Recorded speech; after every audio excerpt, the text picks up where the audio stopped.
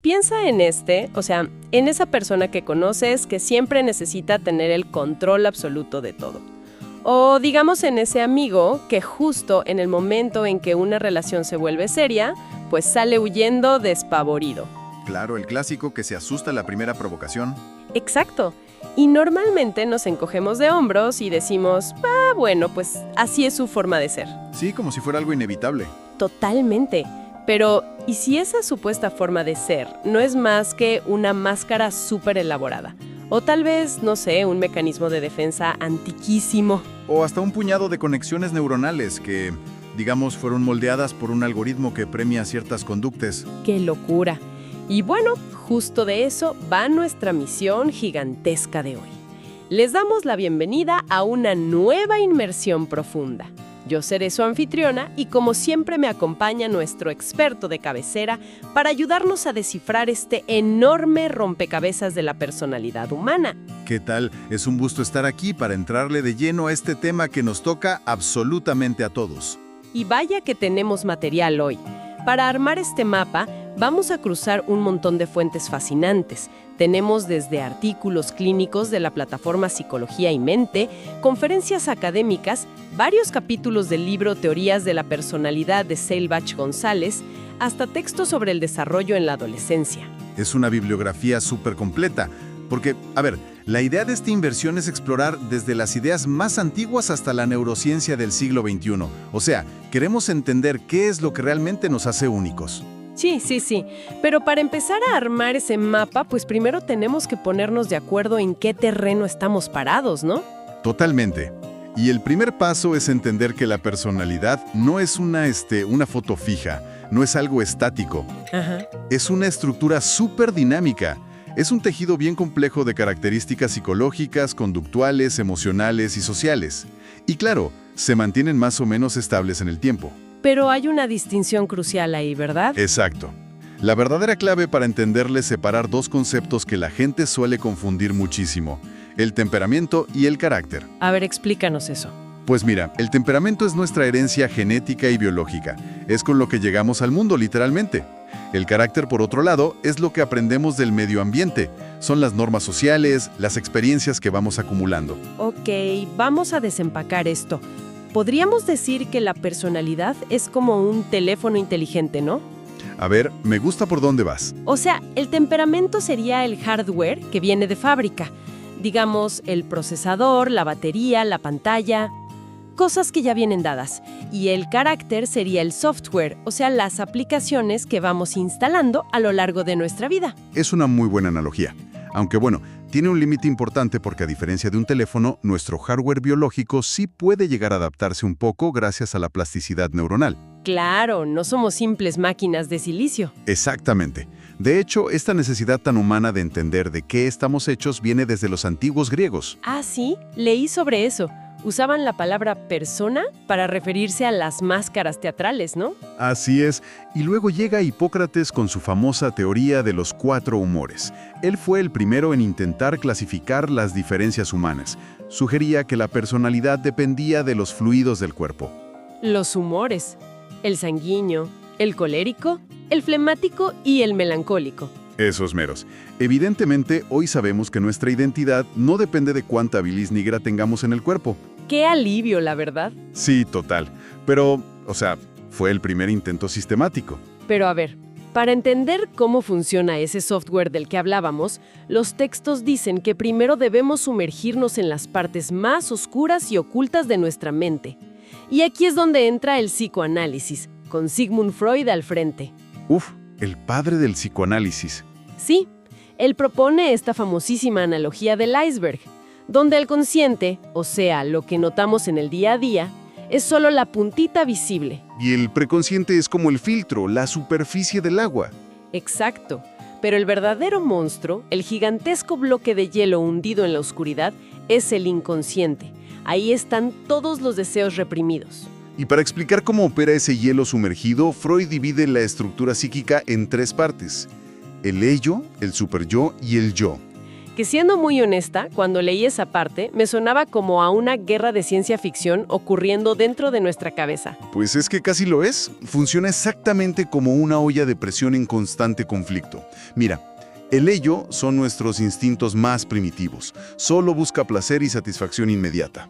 Y está regido por dos pulsiones loquísimas, ¿no? Sí, Eros, que es la pulsión de vida y creatividad, y Tánatos, que es la pulsión de muerte y destrucción. Pero obvio no podemos ir por la calle destruyendo cosas o buscando placer inmediato a cada segundo. Claro que no. La sociedad colapsaría en 5 minutos. Y ahí entra el superyo, que es la voz internalizada de la moralidad, las reglas sociales, la culpa. Es como el policía interno. Exacto. Y el pobre yo es el mediador atrapado en el medio, lidiando con la realidad para que el ello no nos destruya y el superyo no nos paralice de culpa. Me imagino que mantener ese equilibrio gasta una cantidad de energía brutal. Y cuando el yo ya no puede con la presión, es cuando recurre a los mecanismos de defensa. Así es. Mecanismos como la represión, la formación reactiva, la racionalización. El que me voló la cabeza fue la proyección. Es que funciona literalmente como un proyector de cine. O sea, tomamos un sentimiento nuestro que consideramos inaceptable, digamos, una envidia fuertísima, proyectamos en la pantalla de un compañero de trabajo y nos convencemos de que él es el envidioso. Es un truco brillante de la mente. Es brillante y súper común. Y otro mecanismo increíble es la sublimación, que básicamente es canalizar esa agresividad de Tánatos en algo aceptable, como la disciplina de un deporte de contacto, o convertir una angustia tremenda en arte. ¡Guau! Ahora, el psicoanálisis no se quedó solo con Freud, ¿verdad? No, para nada. Los neopsicoanalistas como Carl Jung rompieron con él. Jung propone el inconsciente colectivo y los arquetipos. También introduce los conceptos de introversión y extroversión. Y tiene esta idea fascinante de la tensión entre la persona y la sombra. La persona siendo esta máscara social, la versión de nosotros que queremos que el mundo apruebe. Y las sombras son todos esos aspectos inaceptables del ser. Exactamente.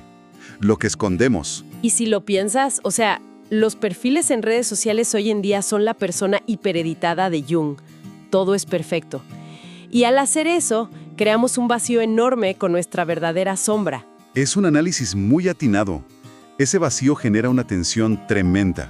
Y hablando de tensiones vitales, Erik Erikson propuso un desarrollo psicosocial de 8 etapas que dura toda la vida. No solo en la infancia, como decía Freud. Exacto. Y Erikson destaca muchísimo la adolescencia como esta etapa de búsqueda de la identidad versus difusión. Es un momento crítico. Pero a ver, pongamos un freno aquí. Si todo está regido por nuestro inconsciente, por traumas colectivos o por etapas del pasado, ¿somos simplemente prisioneros de nuestra infancia? Es una duda muy válida. O sea, ¿dónde queda nuestro libre albedrío si el ello y el superyo están peleando eternamente en nuestra cabeza? Esto plantea una pregunta importante, y es justo una de las mayores críticas al psicoanálisis.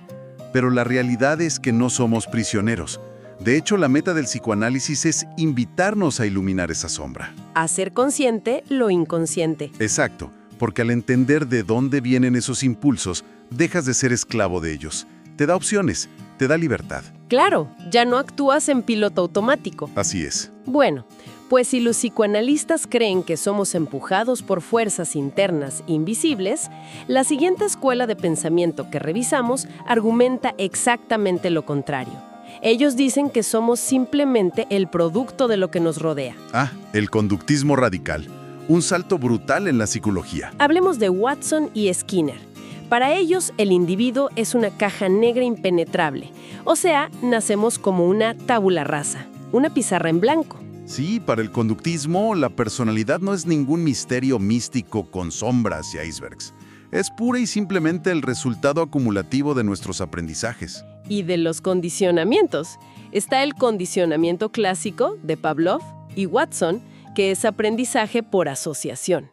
Como cuando escuchas el timbre del recreo y sientes alivio. Ajá, o el tono del correo del jefe y te da gastritis. Y luego está el condicionamiento operante de Skinner, que dice que nuestra conducta se moldea por refuerzos, o sea, premios, como recibir un elogio y castigos. pero luego llega Albert Bandura con la teoría del aprendizaje social y dice, a ver, no necesitamos experimentar los castigos o premios directamente en carne propia. Podemos aprender por pura observación. El famoso modelado. Imitamos a otros. Exacto. Y Bandura introduce un concepto vital, que es la autoeficacia. O sea, la creencia profunda en nuestras propias capacidades. Julian Rother también aportó aquí diciendo que nuestra conducta se basa en nuestras expectativas y el valor que le damos a las consecuencias sociales. Aquí es donde se pone realmente interesante. Porque, a ver, no es el conductismo exactamente lo que hacen las redes sociales hoy en día. A ver, explícate. Pues los likes son refuerzos positivos operantes clarísimos. Literalmente moldean nuestra personalidad digital, extinguiendo los comportamientos que no reciben validación y premiando lo que sí. Tienes toda la razón. Las redes son enormes cajas de Skinner y usan programas de refuerzo de intervalo variable, que es lo que te hace deslizar la pantalla infinitamente buscando ese like impredecible. Sí, como en un casino. Pero, bueno, quienes nos escuchan saben que los humanos no somos simples algoritmos ni mascotas buscando una recompensa de comida. Por suerte no. Nosotros pensamos, interpretamos lo que nos sucede, y eso nos lleva directamente a la mente como procesador, al enfoque cognitivo. Que es una pieza fundamental. Aquí destacan Aaron Beck y Albert Ellis. Ellos dicen algo revolucionario. La personalidad no es lo que nos pasa, sino cómo interpretamos lo que nos pasa. Ah, los famosos esquemas mentales. Son como filtros que detonan pensamientos automáticos, ¿verdad? Exactamente. Y Beck habla de la triada depresiva, que es una visión negativa hacia uno mismo, hacia el mundo y hacia el futuro. Y de ahí surgen las distorsiones cognitivas, que son súper comunes, como el pensamiento de todo o nada, la lectura de mente o, mi favorita, la catastrofización. Uf, clásica. Sí, tipo, reprobé un examen, entonces mi vida se acabó, voy a vivir debajo de un puente. O sea, una exageración total. Albert Ellis decía que este malestar viene de nuestras creencias irracionales, de exigirle al mundo que sea distinto. Y conectando con esta idea de cómo procesamos el mundo, el neopsicoanalista humanista Erich Fromm exploró algo fascinante: el conflicto constante entre buscar la libertad y la urgencia de escapar de ella, porque nos aterra la responsabilidad. Ah, claro, los mecanismos de escape de Fromm. El autoritarismo, que es buscar relaciones de codependencia, la destructividad, o la conformidad social, que es básicamente ser un borrego para no tener que decidir. Y Fromm también hablaba de las familias simbióticas frente a las apartadas, y esta dicotomía fuertísima entre personalidades biófilas, que aman la vida, y necrófilas, que tienen una fascinación por la destrucción y lo inerte. Pero, a ver, deteniéndome un poco en lo cognitivo. Si nuestra personalidad cognitiva depende solo de nuestro diálogo interno y de debatir creencias irracionales, ¿significa que podemos cambiar nuestra personalidad entera simplemente pensando diferente? O sea, ¿echándole ganas? ¿No es eso simplificar demasiado un dolor emocional profundo? Si conectamos esto con el panorama general, la respuesta es un rotundo no. No es simplificarlo ni es solo pensamiento positivo vacío. Los esquemas están profundamente arraigados desde la infancia. No se quitan nomás queriendo. Exacto. Cambiarlos requiere lo que Beck llamaba un empirismo colaborativo en terapia. Es un trabajo arduo de cuestionar tu propia realidad. Y bueno, al superar estas distorsiones y estos miedos a la libertad que mencionaba Fromm, llegamos a una pregunta súper optimista. ¿Cuál es nuestro máximo potencial humano? Ahí es donde hace su gran entrada el humanismo, conocido como la tercera fuerza de la psicología, porque contrarresta al psicoanálisis y al conductismo. Aquí está Abraham Maslow y su famosa pirámide de necesidades, que culmina en la autorrealización. Sí, la idea de que todos buscamos intrínsecamente crecer y llegar a ser todo lo que podemos ser. Y Carl Rogers aporta el enfoque centrado en la persona. Él habla de un conflicto muy doloroso entre el sí mismo real y el sí mismo ideal. Uf, y eso está súper exacerbado hoy con los estándares irreales de Internet. Totalmente. Por eso Rogers insistía en la necesidad de recibir una consideración positiva incondicional de los demás para poder sanar. Y dentro de esta corriente también tenemos a Fritz Perls con la terapia Gestalt. Me encantó su analogía de la cebolla. Es muy gráfica. Dice que tenemos que ir quitando capas sociales y falsas para llegar al self verdadero. Y claro, vivir en el aquí y el ahora, sin la ansiedad por el futuro ni el remordimiento por el pasado. Ahora, es importante hacer una pausa aquí, porque a veces esta búsqueda de ser nosotros mismos choca con la psiquiatría clínica cuando hay sufrimiento. La medicina moderna divide los trastornos de personalidad en clústeres. Ah, sí, el clúster A, que son los excéntricos o aislados, como los paranoides. El clúster B, los erráticos o dramáticos, como los limítrofes o narcisistas. Y el C, los ansiosos, como los dependientes. Pero hay una distinción crucial que todos debemos entender. Tener un rasgo de personalidad no es tener un trastorno. O sea, si me gusta limpiar mi escritorio todos los días, no tengo un trastorno obsesivo-compulsivo. Exacto. Personalidad no es igual a trastorno, hasta que ese rasgo paraliza tu vida diaria o te causa un sufrimiento inmanejable. Y si nos movemos de la clínica a la ciencia del siglo XXI, la neurociencia nos da otro ángulo. O sea, vemos la maduración de la corteza prefrontal, que es el control, tratando de domar al sistema límbico, que es pura emoción. Literalmente la batalla del yo contra el ello, pero en un escáner cerebral. Y para medir todo esto, hoy en día tenemos el modelo de los 5 grandes, el Big Five o modelo Ocean, que mide la apertura, responsabilidad, extraversión, amabilidad y neuroticismo. Y también está el modelo de bienestar PERMA de Seligman en la psicología positiva. Sí, que nos dice qué elementos necesitamos para florecer en la vida. Entonces, ¿qué significa todo esto? Siendo un poco abogada del diablo, el modelo moderno y supervalidado de los 5 grandes no es en el fondo la misma idea básica que tenía Hipócrates con sus 4 humores, solo que con un reempaquetado estadístico supermoderno. Pues mira, tienes un punto. En el fondo, estamos observando patrones humanos universales. La gran diferencia es que hoy no te metemos en una de 4 cajas cerradas, sino que medimos rasgos continuos y entendemos la biología detrás de ellos. Bueno, con todas estas lentes sobre la mesa, desde los humores hasta el Big Five, creo que es momento de aplicar todo este conocimiento a la vida real. Aterricemos esto. Los textos nos ponen un caso de estudio padrísimo. Imagina un estudiante de 17 años. Decide faltar a una clase súper importante para su calificación, solo para consolar a un amigo que está muy triste. ¿Cómo ven este mismo acto las diferentes teorías? A ver, es un ejercicio genial. Desde el conductismo, diríamos que el refuerzo social, o sea, la gratitud inmediata del amigo, fue mucho más fuerte que la amenaza abstracta de un castigo académico. Claro. Y desde el psicoanálisis, diríamos que el yo tuvo que mediar un conflicto. O sea, el ello quería evitar la clase aburrida, el superyo exigía lealtad al amigo y al final usamos la racionalización para no sentir culpa, por faltar. Pero si nos ponemos los lentes del humanismo, es un acto hermoso de libre albedrío y empatía pura. Un salto hacia la conexión auténtica. Y si le preguntamos a un psicólogo del siglo XXI, simplemente nos diría que este chico tiene un puntaje altísimo en el rasgo de amabilidad en el modelo de los 5 grandes y que está invirtiendo en el factor R de relaciones del modelo PERMA. 4 formas completamente distintas de explicar el mismo comportamiento humano. Creo que ese es el gran mensaje de valor para la audiencia. Ninguna teoría tiene la verdad absoluta, no. Ninguna. Entender que nuestra personalidad y la de la gente que nos rodea es una mezcla caótica de pulsiones, condicionamientos, biología y esquemas aprendidos. Es la herramienta más poderosa para desarrollar autocompasión. Y claro, una empatía radical hacia los demás. Totalmente de acuerdo. Pero antes de despedirnos, quiero dejarles un pensamiento final un poco provocativo. Con todo lo que hemos explorado sobre cómo se forma la personalidad, A ver. hoy en día todos dejamos un rastro de datos masivo. Cada clic, cada like, cada pausa en un video. Nuestra huella digital. Exacto.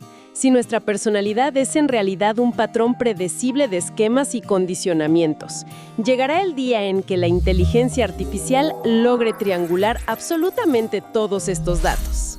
¡Wow! O sea, llegará a conocer nuestra verdadera personalidad, nuestras sombras y nuestros miedos de forma mucho más precisa de lo que nuestra propia mente consciente es capaz de admitir.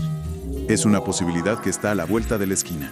Ahí se las dejo para que lo reflexionen a quienes nos escuchan. Ha sido un viaje increíble. Gracias por acompañarme a desmenuzar este tema. Al contrario, gracias por la invitación. Y a toda la gente que nos sintoniza, nos escuchamos en la próxima Inmersión Profunda. A ver, ¿nos hemos puesto a pensar por qué reaccionamos de cierta forma ante el estrés, mientras que un amigo lo hace de una manera completamente distinta? O no sé, ¿por qué a algunas personas les fascina ser el centro de atención y otras, bueno, prefieren 1000 veces un buen libro? Justo esos patrones, esos que nos hacen únicos. Eso es la personalidad. Y hoy, justo hoy, vamos a desentrañar sus misterios. Pero la pregunta del millón es, ¿quién es uno en realidad? ¿Esta personalidad que tenemos es algo fijo, como si estuviera escrito en nuestro ADN desde que nacemos? ¿O se parece más a una escultura que vamos moldeando con cada experiencia que vivimos? Pensemos en esto. Para navegar nuestro propio mundo interior, que es súper complejo, necesitamos mapas. Y por siglos, las mentes más brillantes de la psicología han intentado dibujarlos. Así que hoy lo que vamos a hacer es desplegar algunos de los más importantes para entender qué es en el fondo la personalidad. Primero, lo básico. La personalidad es, digamos, nuestro patrón único y bastante estable de pensar, de sentir y de actuar. Pero aquí viene lo interesante. La palabra viene del griego persona, que era la máscara que usaban los actores en el teatro. Esto ya nos da una pista increíble, ¿no? ¿Será que nuestra personalidad es nuestro verdadero ser? ¿O es más bien la cara que elegimos mostrarle al mundo? Y todo parece reducirse a 2 ingredientes clave, como vemos aquí. Por un lado, el temperamento. Esta es nuestra base biológica, la predisposición con la que ya venimos de fábrica, por así decirlo. Uno es más calmado o más reactivo por naturaleza. Eso es el temperamento. Y luego, por otro lado, está el carácter, que es lo que la vida va esculpiendo sobre esa base. O sea, nuestras experiencias, los valores, lo que aprendemos. Nuestra personalidad es, pues, el resultado de la increíble danza entre estos dos. Ok, nuestro primer mapa nos lleva a un lugar, digamos que bastante oscuro y profundo. La perspectiva psicoanalítica nos dice que para entendernos de verdad, tenemos que mirar debajo de la superficie, a esas fuerzas ocultas que son las que realmente mueven los hilos. Seguro han escuchado la famosa metáfora de Freud, la del iceberg. Lo que vemos, esa pequeña punta, es nuestra mente consciente, o sea, los pensamientos de los que nos damos cuenta. Pero la verdadera fuerza, esa masa gigantesca que está sumergida, es el inconsciente. Y es ahí donde se esconden nuestros deseos más profundos, nuestros miedos, recuerdos olvidados que, sin que lo sepamos, están dirigiendo nuestra vida. Y aquí, Freud nos presenta una batalla interna que es constante. Por un lado tenemos al ello, que es como el diablillo en el hombro que nos grita, lo quiero y lo quiero ahora. Por otro lado está el super yo, el angelito que representa la moral y todas las reglas de la sociedad. Y en medio de esta guerra está el yo, que es como el mediador súper estresado que intenta encontrar un equilibrio para que no nos volvamos locos. Ahora, vamos a dar un giro de 180 grados. Olvidémonos un momento de las profundidades del inconsciente. ¿Qué tal si nuestra personalidad no es algo que brota desde adentro, sino algo que se construye, ladrillo por ladrillo, desde el mundo exterior? Esa es justo la idea central del conductismo. Para ellos, la personalidad es simplemente el resultado de todo lo que hemos aprendido. Así de fácil. No hay misterios internos, solo un historial de recompensas y castigos que han ido moldeando nuestro comportamiento, lo que se ve. Y bueno, ¿cómo ocurre este aprendizaje? Principalmente de 2 maneras. Primero, por condicionamiento. Si una conducta es seguida por un premio, pues tiende a repetirse. Y si es seguida por un castigo, tiende a desaparecer. Es un poco como cuando se entrena una mascota, ¿no? Y la segunda es por observación. Aprendemos imitando a los demás, así de simple, desde nuestros padres hasta los influencers que seguimos en redes sociales. Pero a ver, un momento, ¿acaso somos solo marionetas de nuestro inconsciente o de puros premios y castigos? La psicología humanista llega y dice, para nada. Ofrece una visión radicalmente más optimista. Somos seres con libre albedrío y, más importante, con un impulso natural para crecer y alcanzar nuestro máximo potencial. La famosísima pirámide de Abraham Maslow lo ilustra a la perfección. No podemos andar preocupándonos por ser creativos o por encontrar nuestro propósito en la vida, que está en la cima de la pirámide, si no tenemos cubiertas las necesidades básicas como la comida o un techo seguro, ¿cierto? Una vez que lo de abajo está cubierto, lo que nos mueve casi naturalmente es el deseo de ser la mejor versión posible de nosotros mismos. Y Carl Rogers complementa súper bien esta idea. Él hablaba de un impulso para convertirnos en una persona plenamente funcional. ¿Y qué significa eso? Pues, en pocas palabras, vivir una vida auténtica. Que la persona que uno es por dentro y la que muestra al mundo sean la misma, sin máscaras, aceptándose tal y como uno es. Venga, cambiemos de lente una vez más. Ahora, el enfoque cognitivo nos propone algo fascinante. La clave no es lo que nos pasa, ni nuestros impulsos ocultos, sino algo que está justo en medio de todo: la forma en que pensamos acerca de lo que nos pasa. Miren, aquí está el mero centro de la idea. No es el evento en sí lo que nos define, sino la historia que nos contamos sobre ese evento. Dos personas pueden vivir exactamente lo mismo, pero si sus interpretaciones son diferentes, sus realidades van a ser completamente opuestas. Nuestra personalidad entonces se construye sobre estas interpretaciones y creencias. El problema es que muy seguido nuestro software mental tiene como bugs, ¿saben? Distorsiones. Por ejemplo, el pensamiento de todo o nada, donde si algo no sale perfecto ya es un desastre total. O la catastrofización, que es básicamente esperar siempre el peor resultado posible. Si uno repite estos errores mentales suficientes veces, se solidifican y se pueden convertir en parte de la propia personalidad. Muy bien, ya viajamos por el inconsciente, el aprendizaje, el crecimiento personal y los pensamientos. Pero ¿cuál es el mapa que usan los psicólogos hoy en día en la práctica? Con esto, llegamos al modelo más aceptado y respaldado por la ciencia, la teoría de los rasgos. Este modelo se conoce como los 5 grandes o Big Five, y su idea es súper simple pero muy poderosa. En lugar de meter a la gente en cajitas, describe la personalidad en 5 grandes dimensiones. Aquí no se trata de ser o extrovertido o introvertido, sino de ver en qué punto de esa escala se encuentra cada quien. Para acordarnos de ellos se usa el acrónimo OCEAN, por sus nombres en inglés. El primero es la apertura a nuevas experiencias. ¿A alguien le encanta la rutina o prefiere probar cosas nuevas? Luego la responsabilidad. ¿Es una persona súper organizada y disciplinada o más bien espontánea? Extraversión. ¿Recarga energía con gente o necesita estar a solas? Amabilidad. ¿Tiende a cooperar y confiar en los demás? Y finalmente el neuroticismo, que es la tendencia a la inestabilidad emocional como la ansiedad o el estrés. Entonces, tenemos todos estos mapas, son súper diferentes y todos parecen tener algo de razón. ¿Cómo es posible? Miren, la mejor manera de entenderlo es ver cómo cada uno explica una misma situación. Pongamos un ejemplo bien claro. Imaginemos esto. Alguien decide faltar a clase para ayudar a un amigo que lo necesita. ¿Por qué lo hizo? Bueno, un conductista diría, fácil. La recompensa social de sentirse un buen amigo fue más fuerte que el posible castigo de faltar a clase. Un psicoanalista diría, el yo hizo una negociación entre el deseo del ello de no ir a clase y la norma del superior de ser un amigo leal. Un humanista lo vería como, fue una elección libre y auténtica que le dio más peso al valor de la amistad.